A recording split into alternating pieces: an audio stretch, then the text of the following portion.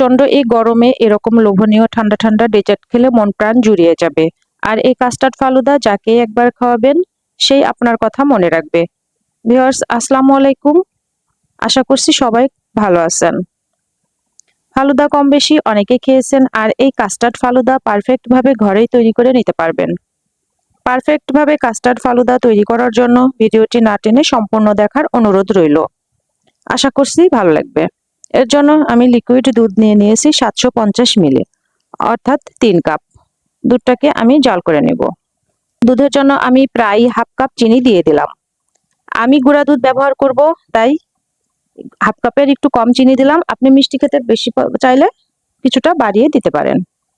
3 cup দুধের জন্য আমি 2 টেবিল চামচ কাস্টার্ড পাউডার ঠান্ডা পানিতে মিক্স করে সাইডে রেখে দিব।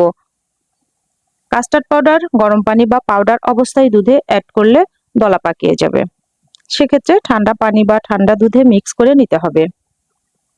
এরপর দুধটা কিছুটা ঘন করে জাল করতে হবে। হাফ কাপ গুঁড়ো দুধ দিয়ে দিব।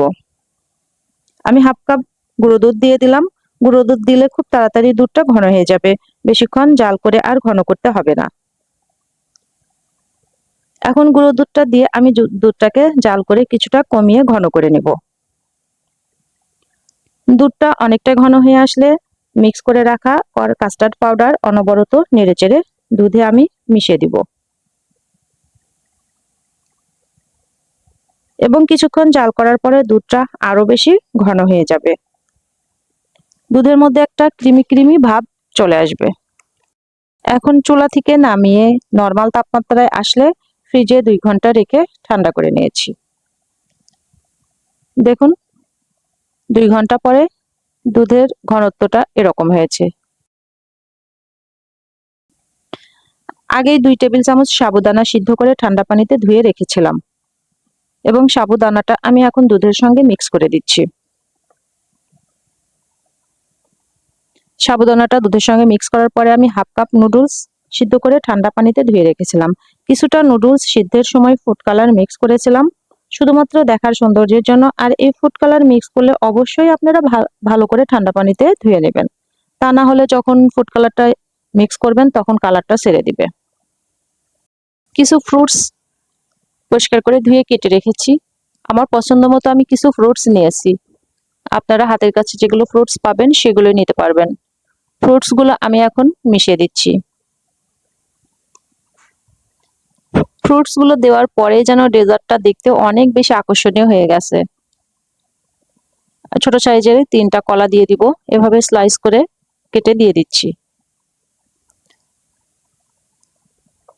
আমার মতো এরকমই ফ্রুটস দিতে হবে তার কোনো মানে নেই। আপনাদের হাতের কাছে যে সকল ফ্রুটস থাকবে সেগুলোই দিতে পারবেন। উপরে কিছুটা ড্রাই ফ্রুটস দিয়ে দিলাম।